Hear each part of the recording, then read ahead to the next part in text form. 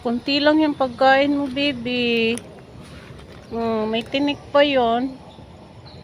Yan guys, yung hinalagaan kong aso dito. Tapos, tinira na dyan ng bagong may-ari ng bahay na yan. Diyan na siya, nanganak siya. Apat guys yung anak niya. Diba? Apat yung anak niya. Binigyan ko yung kahapon. Tapos si Mika paalis na yun. Si Mika? Si Mika? Kahapon. Tapos ngayon nandiyan na si Mika. Maaga siya pumunta. Ka nga kahapon. Sabi ko. Ewan ko ba doon si ate? Ayaw yata lumabas kasi umaambon man kasi kahapon. Sabi ko. Wala rin akong load. Hindi naman niya po na ano yun.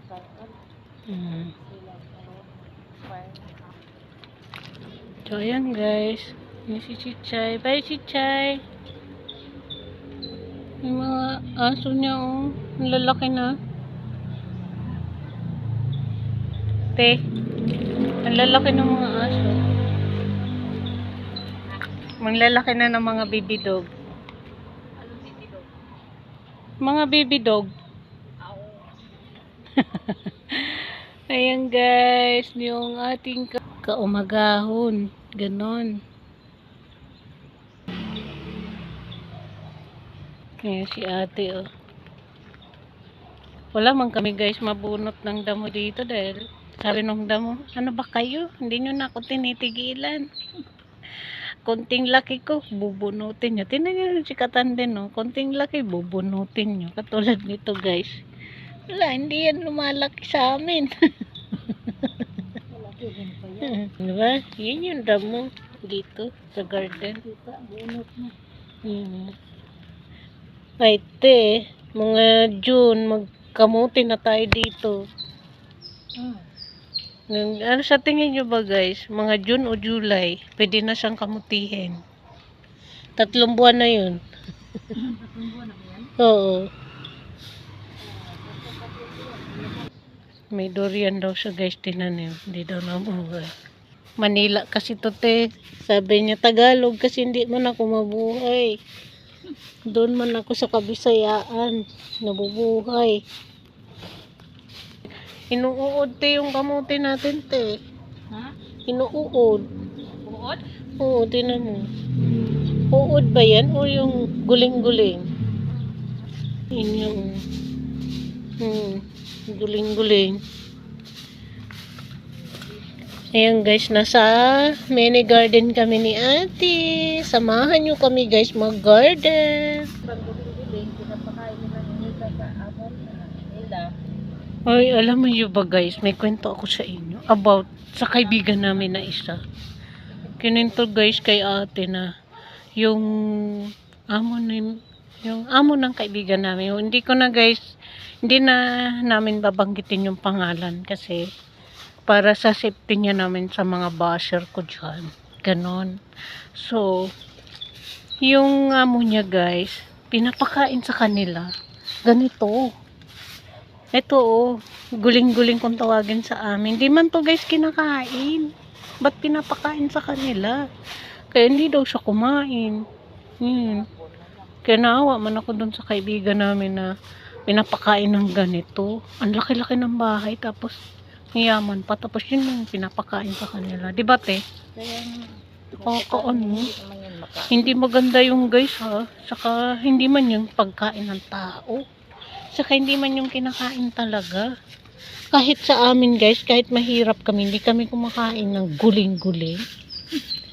Pakainin mo na unang mga ganito guys, mga gulay-gulay. Pwede pa.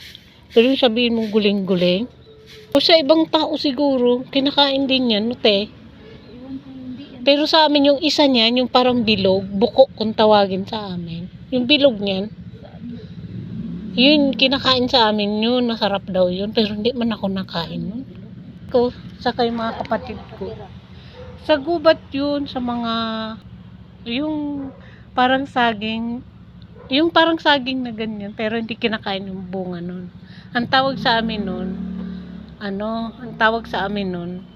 tawag nun, Abaka. Oo. Alam mo yun? Alam mo yun, te? Abaka yung kinukuhaan ng yung ginagawang duyan, ganon. Ayun. Diyan yan nakatira yung buko na tinatawag ko. Buko, tawag sa amin. Kinakain nila nanay yun, saka yung iba kong kapatid, yung iba kong kamag-anak, kinakain nila yun. Pero sabihin mo yan, guling-guling na yan. Hindi man yan pinapansin sa amin. Ang dami-dami niyan sa amin. Bumiling pandesal. Si Dudong ganyan din eh. Tinatago niya yung lalagay niya sa loob ng damit yung piniling pandesal. Siya hindi eh. Wala siyang pake. Kalaban niya kasi si Ate Yuli. Kaya nga. May ulam na naman ako, te. Oh, yung mga basher ko dyan, ha. Ako yung malunggay. Araw-araw ako, guys, kumakain ng mga gulay. May lamok, oh. Namatay, oh. Ika? Naglawoy daw siya, guys, kahapon. Ipaliwanag mo, te, sa vlog ko kung ano yung lawoy. Sabi ng sir, Kung ano yung lawoy, paliwanag mo. yung daw ay tawag sa amin Bisaya. Yung dito kasi nilaga. O, yun. O, yan. Naintindihan nyo na, guys. Lawoy kasi sa Bisaya. Kahit man sa mga Ilocana ata, ganun din, eh. Di ba, te? Oo. Ilocana, lawoy. Dito, guys, linaga man yun. Or sinigang, ganun. May timpla. Kanila, asin lang yun, guys. Dinalagay, bawang sibuyas, ganun. Depende kung lalagyan nila ng sibuyas. Dinalagyan nyo ba, te?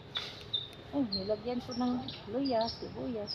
Yan yung tawag nila, lawoy. Sarap naman, sabaw. Sa atin, guys, sinigang man or ginisa. Dito, sa Manila, di ba? Pero, sabi ko ni sir, ano kung